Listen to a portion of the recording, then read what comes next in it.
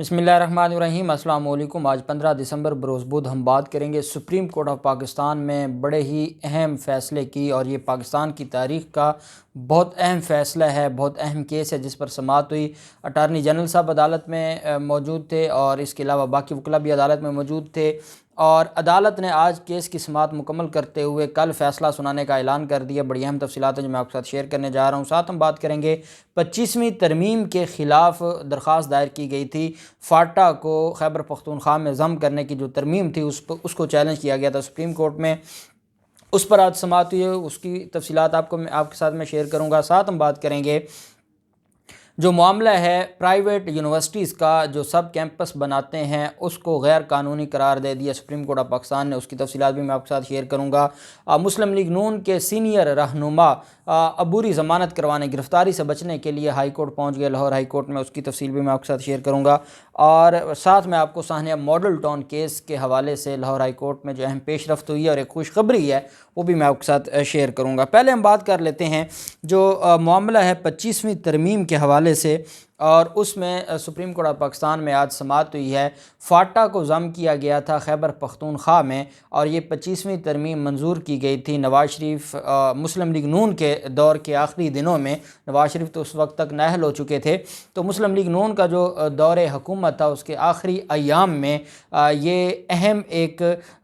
जो संग मील अबूर किया था उस वक्त की पार्लियामेंट ने, क्योंकि जो फाटा है उसको हमेशा नज़रअंदाज किया जाता रहा, और वहाँ पर क्योंकि सिविलियन जो बालादस्ती नहीं थी और ना एग्जेक्टिव इदारे जो खैबर पख्तूनख्वा के थे उनका वहाँ पर कोई अमल दरामद थी, वो उस तरह ना अदालतों में आकर चैलेंज कर सकते थे, ना वहाँ पर इस तरह का जो पाकिस्तान का आइन या कानून है वो उस तरह इम्प्लीमेंट एग्जीक्यूट नहीं होता था। तो बिलाखिर जो फाटा के लोगों की एक ख्वाहिश थी और उनका एक मकसद था, वो ये था कि खैबर पख्तूनख्वा का हिस्सा बनाया जाए ताकि हमें भी जो खैबर पख्तूनख्वा हुकूमत और फिर खैबर पख्तूनख्वा का जो बजट है, जो वसाइल हैं, वो उसकी मसावी तकसीम हो सके। तो ये एक बड़ी अहम फाटा के हवाले से एक 25वीं अमेंडमेंट आई थी कॉन्स्टिट्यूशन ऑफ पाकिस्तान में, उसको चैलेंज किया गया था सुप्रीम कोर्ट में, और सुप्रीम कोर्ट में ये कहा गया था कि ये जो 25वीं तरमीम है ये गलत है और इसको ख़त्म किया जाए। फाटा के लोगों की तरफ से ये जो एक ख़ास मेंटेलिटी है जो हमेशा, क्योंकि जब खैबर पख्तूनख्वा में ज़म हो गया फाटा, तो उसके बाद वहाँ पर जो मौजूद वो क़ुव्वतें थीं जो अपनी मर्ज़ी चलाती थीं, जो वहाँ के लोगों को अपना जिरगा सिस्टम में ही उनको पीसती रहती थीं, और वो पिसते रहते थे लोग उस चक्की में, जुल्म की चक्की में। तो उस पर वहाँ के जो माफियाज थे उनको बड़ी तकलीफ़ थी, उन्होंने ये चैलेंज की थी सुप्रीम कोर्ट ऑफ पाकिस्तान में। सुप्रीम कोर्ट ऑफ पाकिस्तान में अभी ये अर्ली स्टेजेस पर है। आज अटारनी जनरल साहब पेश हुए, एडवोकेट जनरल साहब अदालत में पेश हुए, जस्टिस उमर अता बंदयाल साहब की सरबराही में इस केस पर समाअत हुई। दरख्वास्त गुजार के वकील सज्जाद अहमद साहब, वसीम सज्जाद साहब, वो भी अदालत में मौजूद थे। एडवोकेट जनरल खैबर पख्तूनख्वा और अटारनी जनरल साहब भी मौजूद थे। एडवोकेट जनरल साहब और अटारनी जनरल साहब ने अदालत से कहा कि पहले जो केस है वो काबिल समाअत है या नहीं है, इसके ऊपर समाअत की जाए और उसके बाद मेरिट की तरफ जाया जाए, क्योंकि ये जो केस है ये काबिल समाअत नहीं है। लेकिन जो दरख्वास्त गुजार के वकील थे वसीम सज्जाद, उसने कहा कि एतराज़ात के तहरीरी जवाब अदालत में मैंने जमा करवा दिए हैं। इस्तदा है कि अदालत पहले केस का मेरिट सुन ले और मेरिट सुनने के बाद फ़ैसला करे। अदालत ने दरख्वास्त गुजार के वकील वसीम सज्जाद साहब की जो इसमें इस्तदा थी उसको मंजूर करते हुए जस्टिस उमर अता बंदयाल साहब ने रिमार्क्स देते हुए कहा कि दरख्वास्त गुजार अपील में कायद आज़म की यकीन दहानी पर इन्हसार कर रहे हैं, और कायद आज़म ने जो उनका जो अलग एक तशख़्ख़ुस था वो देने का वादा किया था, उस पर जो उमर अता बंदयाल साहब ने फरमाया कि दरख्वास्त गुजार जो उस 25वीं तरमीम को चैलेंज कर रहा है वो अपील में कायद आज़म की यकीन दहानी पर इन्हसार कर रहे हैं। वकील वसीम सज्जाद ने कहा कि अदालत वक्त आइंदा समाअत पर मैं मेरिट पर दलाइल दूंगा। अदालत ने कहा कि दरख्वास्त गुजार अपने दलाइल का खुलासा अदालत में जमा कराए, और फिर अदालत ने इस केस की समाअत मुलतवी कर दी, और फिर अटारनी जनरल साहब और एडवोकेट जनरल खैबर पख्तूनख्वा भी इसके ऊपर बहस करेंगे। ये 25वीं तरमीम है और इसको चैलेंज किया गया था, और सुप्रीम कोर्ट ऑफ पाकिस्तान में इस केस की समाअत जारी है, और अब नेक्स्ट डेट पर अदालत इस मामले में मज़ीद जो कार्रवाई है वो करेगी। دوسری طرف سپریم کورٹ آف پاکستان میں جو پرائیویٹ یونیورسٹیز کا معاملہ ہے، جو پرائیویٹ یونیورسٹیز نے مختلف شہروں میں کیمپس بنائے، وہ غیر قانونی طریقے سے کیمپس بنائے گئے۔ بعض اوقات تو یہ ہوتا تھا کہ وہ داخلہ فیس لے لیتے تھے، فیسز لے لیتے تھے، اور اس کے بعد کلاسیں نہیں ہوتی تھیں، کچھ عرصے کے لیے کیمپس بنتا تھا، وہ ختم ہو جاتا تھا، چھوٹی چھوٹی بلڈنگز میں کیمپس بنا کر بیٹھ گئے تھے، اور یونیورسٹی کا جو ایک امیج تھا وہ تباہ و برباد کر دیا تھا۔ اور ہم ماضی میں ایچ ای سی بھی خاموش رہی، ہماری حکومتیں بھی خاموش رہیں۔ اب معاملہ اس طرح ہوا کہ لاہور ہائی کورٹ نے ایک تاریخ ساز فیصلہ دیا تھا، اور جو پرائیویٹ یونیورسٹیز ہیں ان کی جورسڈکشن کے باہر جو کیمپس بنائے گئے پرائیویٹ یونیورسٹیوں کے سب کیمپس، ان کو غیر قانونی قرار دے دیا تھا۔ اس کے خلاف جو اسٹوڈنٹس ہیں، جو وکٹم تھے، جو جن کو ڈگریاں نہیں ملی تھیں، جنہوں نے ایڈمیشن لیے اور ایڈمیشن لینے کے بعد ان کو ڈگری اب ملنی تھی، اور جب ان کو غیر قانونی قرار دے دیا گیا تو وہ کہاں جاتے؟ ان کے پاس تو کوئی آپشن نہیں تھی۔ بیرسٹر علی ظفر صاحب کو انہوں نے وکیل مقرر کیا، اور بیرسٹر علی ظفر صاحب بطور وکیل پیش ہوئے سپریم کورٹ آف پاکستان میں۔ سپریم کورٹ آف پاکستان میں جو الخیر یونیورسٹی لاہور اور کراچی میں، اور پرنسٹن یونیورسٹی لاہور اور کراچی میں غیر قانونی کیمپس قائم کیے گئے تھے، جس کے طلبہ نے ایچ ای سی کی جانب سے غیر قانونی کیمپس کے ذریعے ڈگریاں جاری نہ کرنے پر عدالت سے رجوع کیا تھا۔ دوران سماعت وکیل علی ظفر صاحب نے بتایا کہ عدالت نے نیب کو پرائیویٹ جو یونیورسٹیز ہیں ان کے خلاف کارروائی کا حکم دیا تھا، جس پر جسٹس عمر عطا بندیال صاحب نے فرمایا کہ ہائر ایجوکیشن کمیشن کے پاس اختیار ہے، نیب کو معاملے کی تحقیقات کرنے کی ضرورت نہیں ہے۔ انہوں نے فرمایا کہ اگر ایچ ای سی کمزور ہے تو وفاق کو حکم دیں گے وہ قوانین میں ترمیم کرے، اور ترمیم کر کے ایچ ای سی کو مزید مضبوط کیا جائے۔ بیرسٹر علی ظفر صاحب نے عدالت کو آگاہ کیا کہ طلبہ نے اپنی ڈگریوں کے لیے لاہور ہائی کورٹ سے رجوع کیا تھا، تاہم عدالت نے نجی جامعات کے کیمپسز کو غیر قانونی قرار دے دیا تھا۔ جسٹس عمر عطا بندیال صاحب نے ریمارکس دیے کہ لاہور ہائی کورٹ نے درست اور حقائق پر مبنی فیصلہ دیا ہے۔ سپریم کورٹ نے کہا کہ عدالت کے سامنے سوال تھا کہ کیا پرائیویٹ جامعات اپنی حدود سے باہر ذیلی کیمپس قائم کر سکتی ہیں یا نہیں، تو ہائر ایجوکیشن کمیشن نے واضح کر دیا کہ جامعات کو اپنی حدود سے باہر کیمپس قائم کرنے کی اجازت نہیں ہے۔ عدالت نے ساتھ یہ بھی کہا کہ ایچ ای سی یہ دیکھے کہ غیر قانونی سرگرمیوں کو جو ختم کرانے کے حوالے سے جو اسٹوڈنٹس ہیں ان کو ڈگریاں اپنے طریقہ کار سے جاری کرے جو اب تک وہاں سے فارغ التحصیل ہو چکے ہیں، اور باقی جو معاملہ ہے عدالت نے کہا کہ اس کو ہم بعد میں دیکھیں گے۔ اور عدالت نے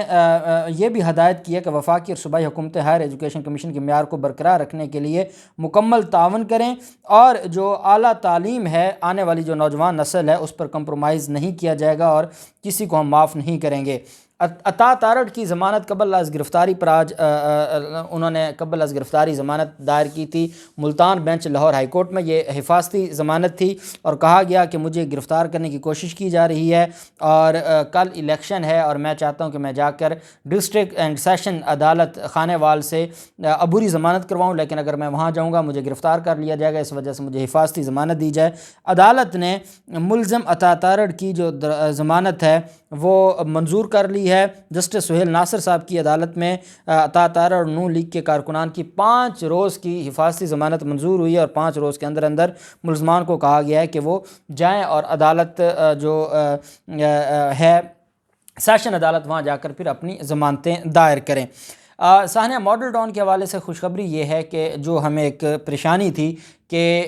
20 دسمبر سے چھٹیاں ہو رہی ہیں ہائی کورٹ کی، اور 20 دسمبر سے 5 جنوری تک جو ونٹر ویکیشن ہے، تو اس کی وجہ سے کہیں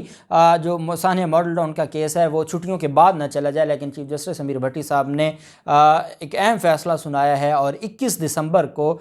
فکس کر دیا ہے کیس سماعت کے لیے۔ اور میں سمجھتا ہوں کہ 21 دسمبر سے 2-3 دن اگر مسلسل اس کیس پر سماعت ہو جاتی ہے تو یہ وائنڈ اپ ہو جائے گا۔ یہ بہت ضروری تھا، لوگ بہت مایوس تھے، لوگ باتیں پھیلا رہے تھے، اور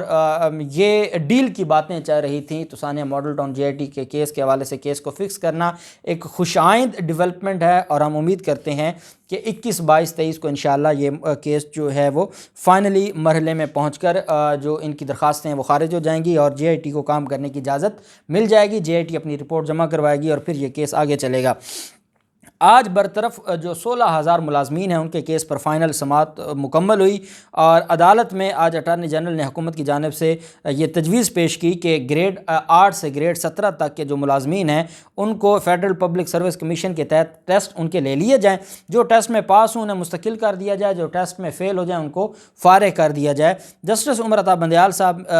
5 رکنی بینچ نے ملازمین کی برطرفی کے فیصلے کے خلاف حکومت کی جو نظر ثانی اپیل ہے اس پر سماعت کی۔ جسٹس عمر عطا بندیال صاحب نے ریمارکس دیے کہ حکومتی اقدامات میں شفافیت ہونی چاہیے۔ پی ایس او کے ملازمین کی پیروی کرنے والے وکیل فیصل صدیقی نے عدالت سے کہا کہ عدالت قانون کا لدم قرار دیتے ہوئے بھی ملازمین کو تحفظ دے سکتی ہے، معلوم ہے عدالت مستقبل کے لیے کوئی غیر مناسب اصول وضع نہیں کرے گی۔ جسٹس منصور علی شاہ صاحب نے کہا کہ کرپشن پر نکالے گئے ملازمین کو پارلیمنٹ کس طرح بحال کر سکتی ہے، بحالی کے قانون میں کرپشن پر نکالے گئے ملازمین کو تحفظ حاصل تھا۔ جسٹس قاضی امین صاحب نے کہا کہ سپریم کورٹ نے کسی ملازم کو برطرف کرنے کا حکم نہیں دیا تھا، عدالت نے ماضی کے اصولوں پر چلتے ہوئے قانون کا لدم قرار دیا تھا۔ جسٹس منصور علی شاہ صاحب نے ریمارکس دی آج کی سماعت میں کہ جمہوری نظام میں قانون سازی پارلیمنٹ کے ذریعے ہوتی ہے، پارلیمنٹ سپریم ہے، جبکہ آرڈیننس کا دائرہ کار محدود ہوتا ہے۔ جسٹس منصور علی شاہ صاحب نے مزید کہا کہ انتہائی ضروری حالات میں فوری ضرورت کے تحت ہی آرڈیننس آ سکتا ہے، مارشل لاء کے علاوہ ہر آرڈیننس کے بعد ایکٹ آف پارلیمنٹ آتا ہے جو اس آرڈیننس کو لیگلائز کرتا ہے، جو پارلیمنٹ اس کو ایکٹ آف پارلیمنٹ بناتی ہے۔ آرڈیننس کے تحت بحال ہونے والے ملازمین کو ایکٹ میں تحفظ نہیں دیا گیا۔ آرڈیننس کے تحت 2009 میں بحال ہونے والے اب تک کس طرح بحال رہ سکتے ہیں؟ آرڈیننس تو 120 دن کے لیے ہوتا ہے یا میکسیمم مزید 120 دن کے لیے اس کو توسیع دی جا سکتی ہے، تو یہ جو 2009 میں جن کو بحال کیا گیا تھا وہ آج تک ہی بحال ہیں جب وہ آرڈیننس ایکٹ آف پارلیمنٹ ہی نہیں بنا۔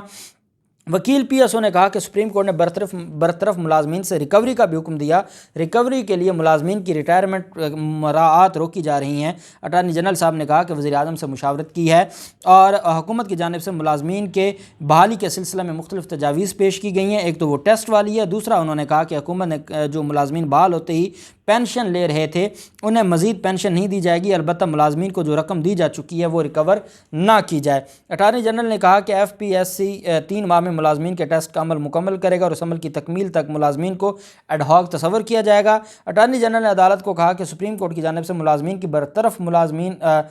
بحالی آرڈیننس ایکٹ کو کالعدم قرار دینے سے 5,947 ملازمین متاثر ہوئے۔ انہوں نے کہا کہ برطرف ہونے والے ملازمین کا تعلق 38 مختلف وفاقی اداروں سے ہے۔ برطرف ہونے والوں میں 3,799 ملازمین سول سرونٹ نہیں کہلاتے۔ جسٹس سجاد علی شاہ صاحب نے فرمایا کہ حکومت کی تجاویز پر غور کریں گے، اس پہلو سے دیکھا جائے گا کہ تجاویز عدالتی فیصلہ متاثر ہوگا یا نہیں ہوگا۔ عدالت نے اس کیس کی جو سماعت ہے وہ مکمل کرتے ہوئے فیصلہ کیس کی سماعت کل تک ملتوی کی ہے اور کل فیصلہ سنایا جائے گا۔ یہ بہت بڑا فیصلہ ہے، 16,000 ملازمین کا مستقبل ہے، اور یہ وہ تھے جو شریف خاندان کے جو بھیڑ چڑھائے گئے، شریف خاندان نے بے نظیر بھٹو سے انتقام لینے کے لیے ان کو فارغ کیا۔ 2010 میں پھر آصف زرداری اینڈ کمپنی نے غیر قانونی طریقے سے ان کو بحال کیا، لیکن آج پاکستان تحریک انصاف کی حکومت کیونکہ وہ پاکستانی شہری ہیں ان کے تحفظ کے لیے یہ نظر ثانی کی درخواست دائر کر کے اٹارنی جنرل صاحب آج عدالت کے سامنے تجاویز پیش کر رہے ہیں، اور ان کے آرگومنٹس مکمل ہونے کے بعد عدالت نے اس کو کل فیصلہ سنانے کے لیے